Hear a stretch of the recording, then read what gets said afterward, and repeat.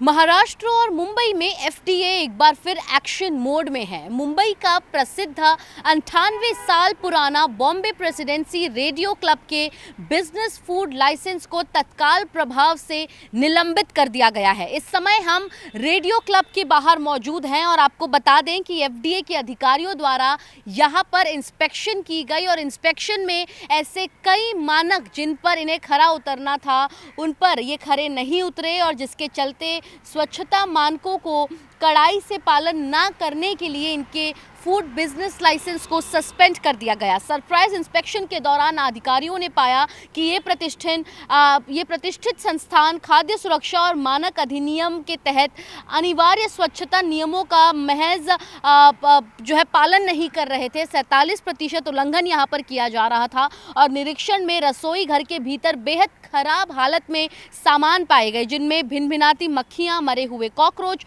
और बर्तन धोने की जगह के पास रखे पेस्ट के ट्रैप शामिल थे। इसके अलावा खाना पकाने वाली जगह के ठीक ऊपर छत से झड़ता प्लास्टर और खाद्य सामग्रियों के ठीक बगल में रखे डिटर्जेंट जैसी गंभीर लापरवाहियों को यहाँ पर दर्ज किया गया। एफडीए की रिपोर्ट में सार्वजनिक स्वास्थ्य के लिए सीधे खतरे का कारण बनने वाली कई कमियों का खुलासा भी किया गया है। बर्तन और खाद्य सामग्री सीधे ज़मीन पर रखी पाई गई। मांसाहारी सामान और शाकाहारी सामान के बीच में आपको जो डिस्टिंग्विशन ज़रूरी है वो यहाँ पर मौजूद नहीं था और ऐसे तमाम उल्लंघन को देखते हुए एफडीए द्वारा अब सख्त कार्रवाई की गई है। रेडियो क्लब की जो लाइसेंस है उसको सस्पेंड कर दिया गया है और एफडीए का कहना है कि लोगों की सुरक्षा के साथ लोग आखिर जब बाहर बड़े होटल में जाते हैं, इस प्रकार के प्रतिष्ठित होटल में जाते हैं, तो वहाँ पर उन्हें खाने के लिए उनकी प्लेट पर क्या दिया जाता है इसका बेहद ध्यान देना ज़रूरी होगा।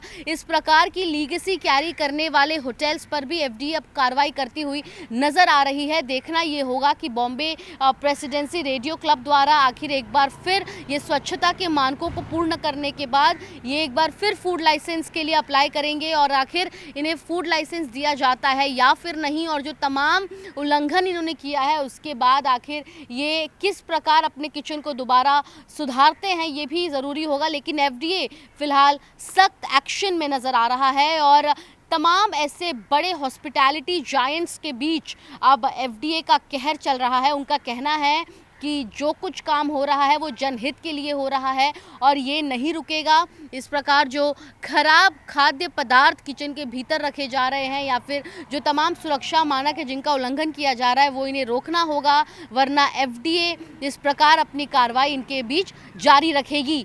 मुंबई से कैमरा पर्सन सचिन सावंत के साथ सुजाता द्विवेदी, एनडीटीवी इंडिया के लिए।